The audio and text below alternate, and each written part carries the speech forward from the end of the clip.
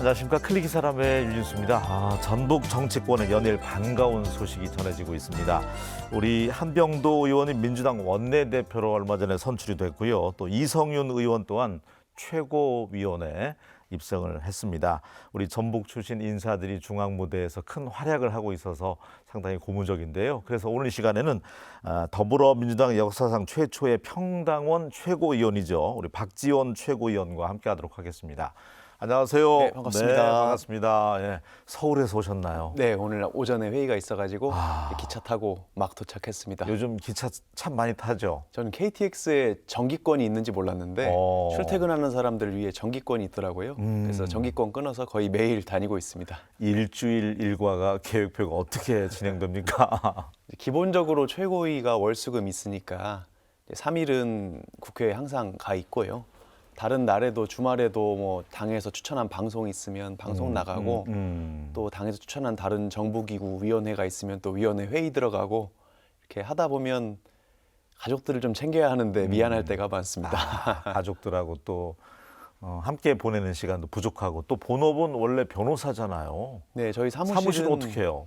다른 변호사 3명이 있어가지고 이제 그 변호사들과 직원들에게 부탁해놓고 오늘처럼 전주 오는 날 한번 찾아가서 뭐 밥이라도 사주든지 이렇게 한 달에 한 번 정도 들르는 것 같습니다. 네, 그러다 또 매출 떨어지면 어떻게 합니까? 그러게 저도 하는 데까지 해봐야죠. 네, 또 전주시 체육회장도 맡고 있잖아요. 예, 체육회는 다행히 이제 겨울에는 큰 일은 없고 봄, 가을 행사는 주말에 집중이 돼 있어서 주말에 체육 행사는 좀 소홀하지 않게 다니려고 합니다. 제가 이제 여름 말에 소개할 때 더불어민주당 역사상 최초의 평당원 최고위원이다 그렇게 소개를 했는데 이런 사례가 없었던 모양이에요. 예, 다른 정당에서도 어떤 뭐 따로 청년 최고위원이라는 트랙을 둬서 청년끼리 뽑는다든지 그런 경우는 있었는데 평당원 중에서 평당원들끼리 투표를 해서 선출하도록 하는 예는 없었던 모양입니다. 그래서 저도 찾아보니까 우리나라 정당 역사상 최초라고 하더라고요. 그만큼 또 경쟁이 치열했잖아요. 예, 전국적으로 몇백 명이었죠 그때가? 120명 정도가 네. 이제 심사에 응했고 단계가 한 4단계 정도가 있었어요. 처음에는 서류 심사에서 한 30-40명 추리고 또 면접 심사로 한 12명 정도 추리고 배심원단 공론화 조사로 한 하루에서 4명 정도 추려가지고 마지막 4명 최종 후보를 가지고 뭐 연설도 시키고 토론도 시켜서 당원 투표로 선출을 했습니다. 언제부터 그러면은 내가 평당원 최고위원을 한번 해봐야 되겠다. 그 공보 보고 그때부터 마음에 뜻이 생겼습니까? 네, 아니면... 이 제도가 네. 원래 예정돼 있던 보다는 갑자기 시행이 되다 보니까 저도 그 전부터 꾸준히 준비를 해오거나 그런 건 아니었고요.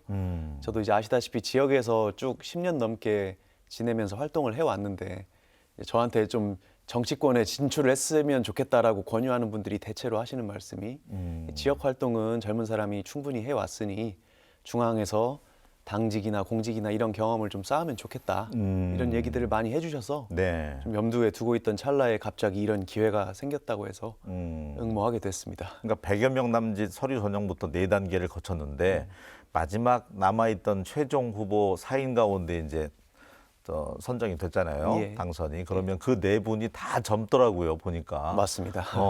어떤 분들만 4분이 남았었나요? 최종까지. 제가 1987년생이거든요. 네. 이제 올해 한국 나이로 40이고 만 나이로 38세니까 네. 젊다고 볼 수 있는데 말씀하신 대로 다른 3분이 다 저보다 1살 적은 주부, 7살 적은 남성분, 14살 적은 남성분 이렇게 있었어요. 그래서 또 자기 뭐 유튜브 채널 같은 것을 운영하면서 지내는 분도 있고 아까 말씀하신 그냥 아이 둘 키우는 애기 엄마 주부도 있으시고 평당원 중에서도 당에 대한 또 열정을 가지고 활동하고자 하는 열이 있으신 분들 그런 분들이 모이셨던 것 같습니다.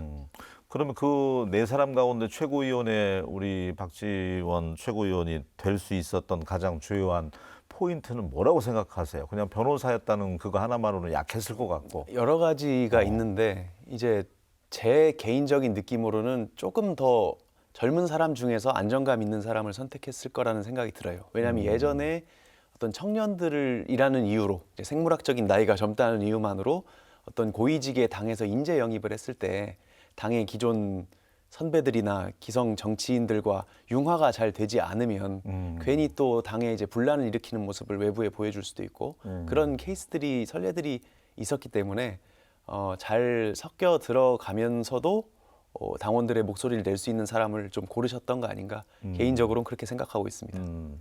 지금 회의 들어간 지가 그럼 한 4개월, 5개월 됐나요? 네, 9월부터 예. 들어갔으니까 벌써 4달 된 것 같습니다. 아. 예. 느낌이 어떻습니까? 들어가 보면 분위기라는 게 있잖아요. 예. 여기- 좋을 때도 있고 뭐 안 좋을 때도 있고 그러겠지만. 뭐 당은 늘 바람잘날 없이 이렇게 정치가 생물인 것만큼 대응하느라 늘 정신없이 돌아가는 것 같고 이제 저는 이제 지역에서 지역 시사 이슈만 접하다가 중앙정치무대 가 보니까 중앙에서는 정말 지역의 일에는 거의 이렇게 보이지가 않는구나. 거기서 중요한 우선순위만 다루기도 바빠서 지역에서 많이 크게 목소리를 내더라도 전달이 잘 되지 않겠구나라는 것을 새삼 느끼게 됩니다. 최근에는 좀 무거운 분위기가 있을 것 같아요. 그 강선우 의원 공천 아, 헌금 예, 문제라든지 뭐 그런 징계 또 문제들이 김병기 있었죠. 원내대표도 또 어쨌든 뭐 잘못됐잖아요. 그렇습니다. 네. 뭐 김병기 전 원내대표님도 매일같이 같이 회의에 들어가서 뵀던 분이고 이제 그 징계건 관련해서도 그날 윤리심판원이 밤 11시 정도까지 회의를 했기 때문에 끝나고 회의하기 위해서 저도 11시까지 계속 국회에서 대기를 했습니다. 근데 결과적으로는 이제 결론이 그렇게 났었고 그런 어떻게 보면 외부, 그러니까 당 외부의 어떤 국민의힘이라든지 이런 야당이랑 어떤 대결 구도 속에서 뭐 다툼을 해야 될 때는 사실 크게 뭐 일은 큰 일이라고 하더라도 어떤 상처가 많거나 그렇진 않은데 당 내에서 뭔가 내부적인 게 힘들죠. 예, 그런 네. 다툼이 있거나 분란이 있거나 뭐 비판이 있거나 이럴 때가 사실 더 마음은 안 좋은 것 같습니다. 정청래 대표는 우리에게 이제 그 첫인상은 하여튼 강한 분, 카리스마 있고 지근거리에서 가까이 지켜보면 어때요? 사석에서도 많이 대화를 나눌 텐데. 늘 본인 소개하실 때 이제 10남매 중에 막내라는 얘기를 붙이시는데 예. 좀 막내 같은 면도 있습니다. 그러니까 겉으로 볼 때는 뭐 카리스마 있고 이런 면이 많지만 사석에서 뵈면 뭐 웃음도 많고 좀 눈물도 좀 많고 이렇게 당원들에게 눈치도 많이 보시고 아무튼 좀 막내 역할 이게 얼마 전에 청와대 만찬에서 이재명 대통령이랑 같이 이제 환담할 때도 지켜봤는데 정말 아이처럼 좋아하시더라고요. 그래서 그런 걸 보면 좀 인간적인 면도 많이 있습니다. 예. 최고위원 가운데는 어쨌든 40살이면 이제 막내잖아요. 그렇죠. 잘해줍니까 다들? 예, 다들 예뻐라 하시고요. 이제 후배라고 생각하고 이런저런 소소하게 많이들 챙겨주십니다. 저는 따로 뭐 보좌관이 있거나 그렇지 않기 때문에 뭐 하다못해 이동할 때 차 편이 없으면 본인들 차도 태워주시고 그 정도로. 네. 여러 가지 인간적으로 배려를 많이 해주십니다. 누구랑 많이 친해졌어요? 그러면 올라가서. 저는 이제 황명선 최고위원님이나 뭐 서삼석 최고위원님이나 또 여러 가지 지역에 관련되신 전북 호남 분들과도 많이 가까워졌던 것 같아요. 그리고 좀 한민수 당대표 비서실장님도 여기 익산분이죠. 익산에 남성분 네, 나오셨고 네, 네. 김영환 당대표 정무실장님도 지역 분이시고 해서 어떻게 보면 지역이라는 또 비빌 언덕이 있다 보니까 저도 뭔가 밥이라도 한번 사달라고 하기가 마음이 좀 편하고 그런 점이 있습니다. 네. 어쨌든 뭐 이성윤 의원도 또 그럼요. 이번에 또 들어갔기 때문에. 이번에 한병도 의원님이랑 이성윤 의원님 모셔가지고 9분의 최고위원 구성원 중에 3명이 이제 전북이다 보니까 개인적으로 마음이 훨씬 더 든든하고 좋습니다. 힘이 되죠. 그럼요. 그냥 정서적으로 뭐 티를 내는 건 아니거든요. 그 자리에서 뭐 같은 지역분이라고 저희가 티 내는 건 아니지만 마음 속으로는 늘 든든하게 느껴집니다. 최고위를 들어가면서 스터디를 좀 많이 해야 되겠다 이런 부분들은 내가 참 부족했구나 그런 것들 느끼는 게 있습니까? 일단 제가 네. 어떤 SNS 활동이나 온라인 커뮤니티 활동을 거의 안 하고 지냈거든요. 사실 젊은 사람답지 않은 모습이기도 하죠. 보통 젊은 사람이라고 하면 그런 온라인 쪽이 굉장히 능할 거라고들 생각을 하시는데 저도 거의 이제 오프라인에서 사람 만나서 소통하는 데만 주력을 해왔지 온라인 커뮤니티에서 어떤 이야기들이 들어가는지 그런 것들 댓글도 뭐 자세히 보지도 않고 그랬는데 또 중앙정치권에 들어오니까는 그런 온라인에서의 당원들의 의견이나 이런 것들도 수렴을 해야 해서 이제 뒤늦게 이제 커뮤니티별로 또 성향들도 다 다르거든요. 그런데 들어가서 구체적인 이슈에 대해서 이런 커뮤니티는 당원들이 이렇게 생각한다. 저런 커뮤니티는 저렇게 생각한다. 이런 것들 파악을 하는 데가 제가 기존 지식이 없다 보니까 좀 시간이 걸렸습니다. 그런 부분들은 이제 또 시간을 두고 또 해 나가면 되는 부분이고 박지원 의원하고 동명이인이어서 겪는 해프닝 뭐 에피소드는 없어요? 예? 또 당이 같으니까 민주당. 일단 네. 정치권에서 머무시는 분들은 일단 명함을 드리면 흠칫하고 다시 한번 쳐다보시게 되는 효과가 있고 예. 광주 전남 지역 분들 만날 때 확실히 좀 각인시키기가 편한 것 같아요. 그래서 그분들 광주 전남 분들을 만나면 이름 얘기를 먼저 하면 굉장히 반가워하시고 실제로 전남도당이나 이런 데 행사 가면 같이 내빈 소개할 때 옆에 박지원 의원님이 계실 때가 많거든요. 그럼 꼭 제가 이렇게 옆에 가서 일어나서 같이 손잡고 인사를 합니다. 왜냐하면은 박지원 최고위원입니다 하면서 광주 전남 분들은 또 박지원 의원님을 많이 기대하시기 때문에 같이 이렇게 손잡고 인사해드리면 본인도 좋아하시고 당원분들도 좋아하시고 저도 PR이 돼서 그러니까 이름이 하고 같아서 좋아하겠어요, 서로가. 그렇습니다. 예, 한자까지 똑같아요? 그런 건 아니고. 예. 최고위원으로 활동을 하기 때문에 예. 전북의 민심이 좀 중앙 정치까지 다 전달이 되기를 도민한 사람으로서도 바람인데 올림픽은 지금 몇 사람만 구호를 외치고 다니는 것 같아요. 지금 전체적으로 분위기를 왜 안 도와주는 것 같은 느낌이 드는데 어떻습니까? 전달이 위에까지 안 됩니까? 이제 올림픽이 예. 아예 국가적인 차원에서 과제가 되려면 지금 남은 단계는 문체부랑 기재부에서 승인이 나야 되거든요.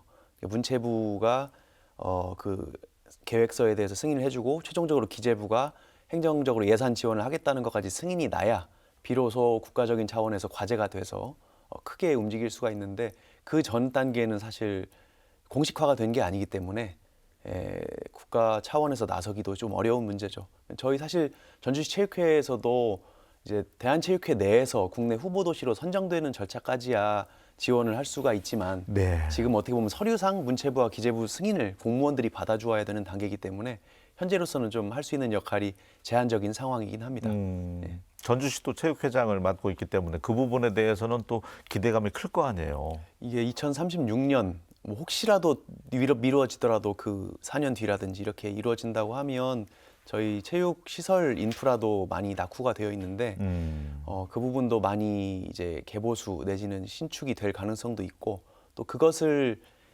빌미라고 하면 좀 우습지만 어쨌든 핑계 삼아서 다른 식의 지역 발전을 이제 많은 컨텐츠들이랑 연계할 수 있는 게 많다고 생각을 합니다. 관광 자원으로 활용할 수도 있는 것이고 그래서 한번 2036년에 이루어지기를 개인적으로 소망하는 바입니다. 이제 국가 간의 경쟁이 남아 있기 때문에 예. 그 또한 뭐 치열하겠지만 또 최선을 다해봐야 되겠죠. 도전 경성의 마음으로. 예. 체육회장 하면서 최연소였잖아요. 그것도. 그렇죠. 예. 예. 성과는 어떤 걸 이야기하고 싶어요? 자랑하고 싶은. 그래도 내가 다른 분들의 우려와는 달리 이런 건 좀 열심히 했다. 인정받고 싶다. 이런 부분이 있을 거 아니에요.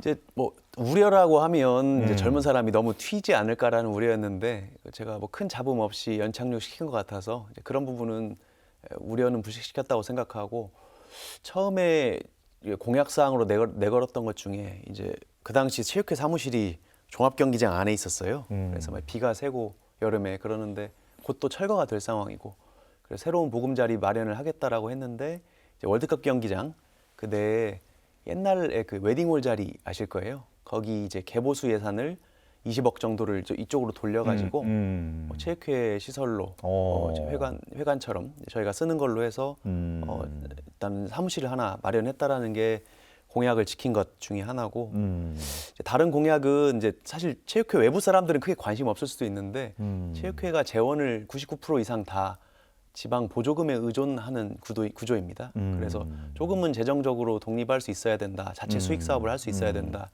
이것을 이제 공약으로 내걸었었고 그럼 방법이 뭐가 있느냐라고 했을 때 원래 기존 전주시 조례상으로는 시내 전주시 체육시설은 전부 시설관리공단이 운영을 하도록 되어 있습니다. 그걸 저희가 조례를 개정 작업을 해서 작년 12월 2025년 12월에 조례가 개정이 돼서 시설관리공단 외에 전주시 체육회도 위탁 운영을 받을 수 있게 조례가 개정이 됐어요. 당장은 뭘 공단으로부터 뺏어오진 못했지만 앞으로 수익이 나는 월드컵 경기장 이런 건 안 줄 것 같고 골프장 이런 건 안 줄 것 같고 파크 골프장이라든지 신설되는 체육시설 같은 경우는 전주시 체육회가 위탁을 받으면 시체육회 시설관리팀 인력도 충원할 수가 있고 수익도 낼 수가 있어서 그 부분을 기대를 하고 있고요. 그래서 어쨌든 당장 수익은 내지 못하더라도 수익을 낼 수 있는 기반은 조성했다. 이 점을 저는 또 성과로 중요하죠. 말씀드리고 싶습니다. 네. 네. 그리고 종목 단체가 굉장히 많은데 예. 그 바쁜 시간을 쪼개서 소통을 굉장히 많이 했더라고요. 노력을 하고 있습니다만 늘 네. 부족합니다. 왜냐하면 60여 개가 넘기 때문에 네, 엄청나죠. 뭐 일주일에 한 군데씩만 전화하면 1년이 지납니다. 그래서 예, 또 저는 한다고 하지만 아마 많이 부족하다고 느끼고 계실 겁니다. 그럼 지금도 결제는 그럼 전자결제로 이렇게 다 합니까? 예, 전자결제로 핸드폰으로도 요즘은 가능하거든요. 네. 그래서 이제 결제는 핸드폰으로 하고 있습니다. 아, 좋습니다.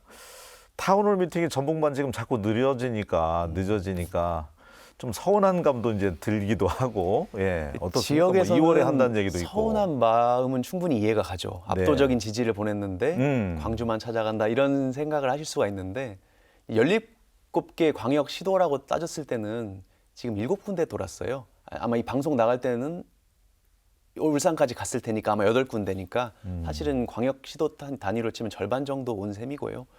이제 왔냐 안 왔냐도 물론 정서적으로는 중요하겠지만 이제 대통령께서 항상 타운홀 미팅 때 그럼 제가 뭘 해주면 됩니까?를 지적하시잖아요. 그러니까 지역에서 시장 군수한테 낼 민원 말고 대통령이 뭘 들어주면 당신들이 하는데 먹고 사는데 도움이 되겠느냐를 항상 핵심을 짚거든요. 그럼 전북이 그러면 과연 대통령을 모셨을 때 어떤 안을 가지고 무엇을 얻어낼 것인가 이제 그것을 준비를 충분히 했는지를 봐야 될 것 같습니다. 가령 뭐 새만금 사업에 대해서 그냥 중앙에서 새만금 어떻게 해결해 주겠지 대통령 오면 뭔가 낫겠지 이렇게 생각하는 게 아니라 우리 도 차원에서 새만금은 비전이 이러한데 이런 거는 지방비로 준비할 테니 국가 차원에서 이것만 하나 해주세요. 그러면 새만금이 이런 도시가 됩니다. 이거를 짜가지고 제시를 해야 이게 성과가 있는 타운홀 미팅이 될 거 아니겠습니까? 그래서 뭐 너무 이제 시기가 늦어진다고 탓하기보다는 늦어진 만큼 확실하게 챙길 수 있는 거를 준비를 단단히 해야 된다 이렇게 생각하고 있습니다. 우리가 얻어낼 수 있는 건 충분히 좀 준비를 해서 예.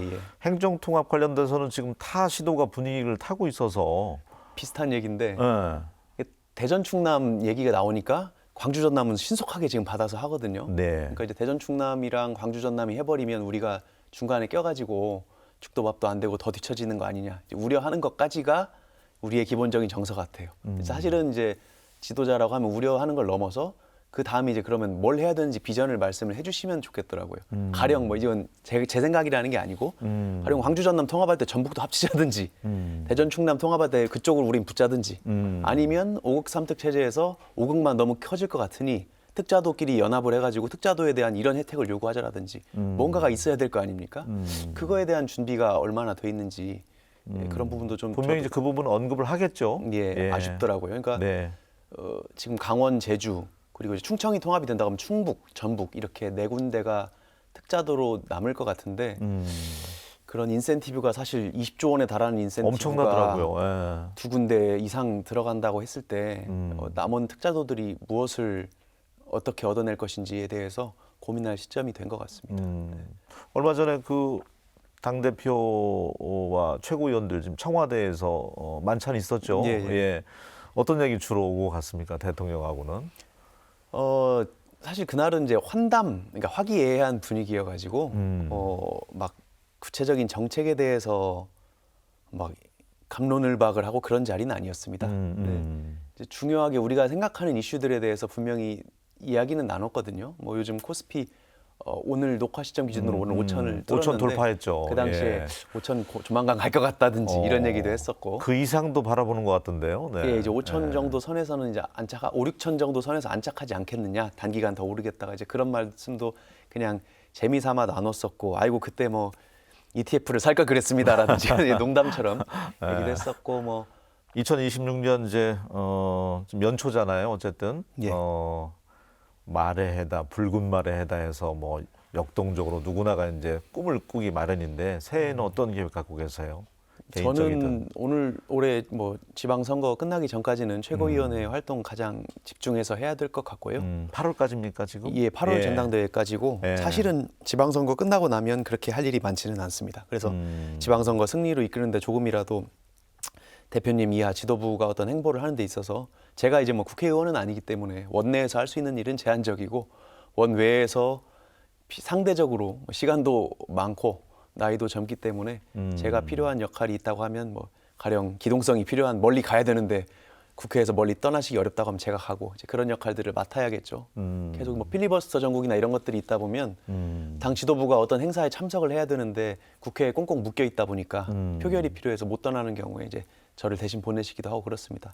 그런 것도 하고 당 대표님은 좀 직접 현장에 가서 민생 현장을 직접 방문하고 체험하고 의견을 듣고 이런 것들을 또 중시하시거든요. 근데 다른 지도부 구성원들이 바빠서 못 하신다고 하면 제가 좀 최대한 많이 시간을 써서 같이 수행도 해야 될 것 같고 그렇습니다. 그래서 일단은 올해 6월까지는 그것 하느라 정신이 없을 것 같고 이제 그 이후에 저의 행보는 또 그때 가서 고민해봐야 될 것 같습니다. 전북 관련 최고위에서 안건 올라오면 적극적으로 좀 어필 좀 해주세요. 소신 발언 다 하죠, 최고위원들은. 예, 안 그래도 네.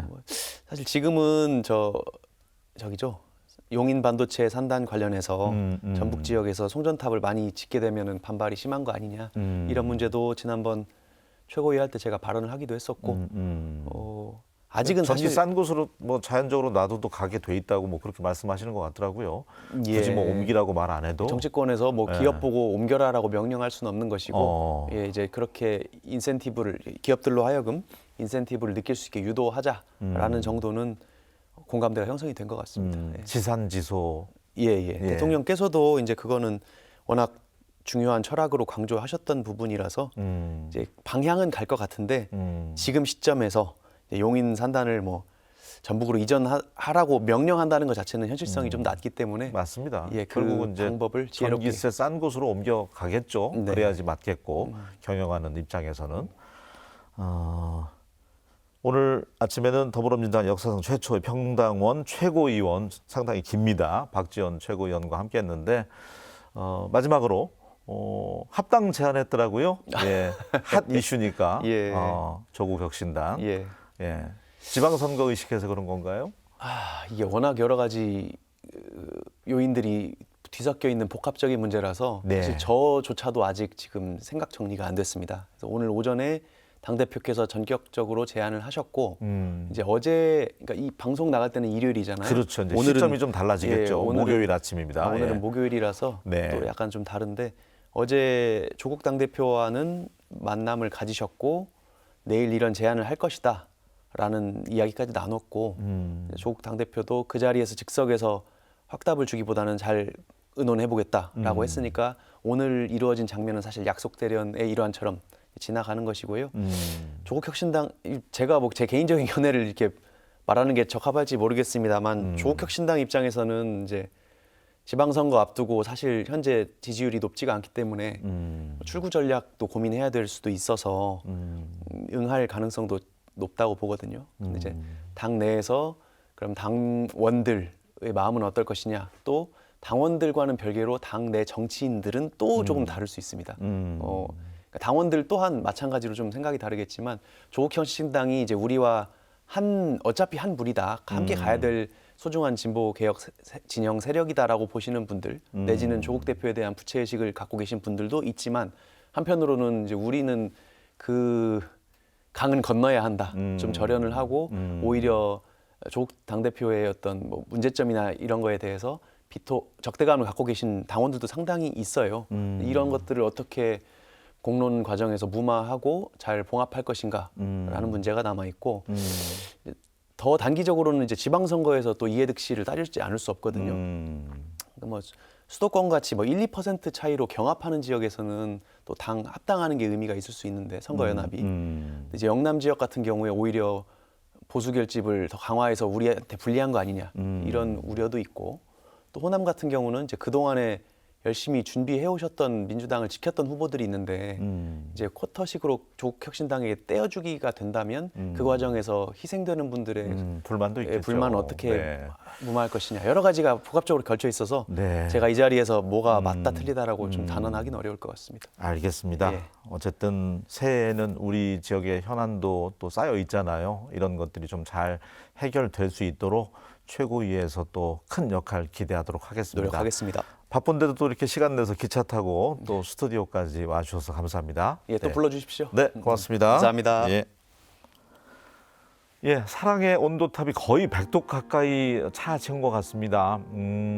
2년 동안은 채워지지 못했었는데 굉장히 기대감이 큽니다. 여러분께서도 온정의 손길을 좀 보태주셨으면 좋겠습니다. 저는 다음 시간에 다시 인사드리겠습니다. 고맙습니다.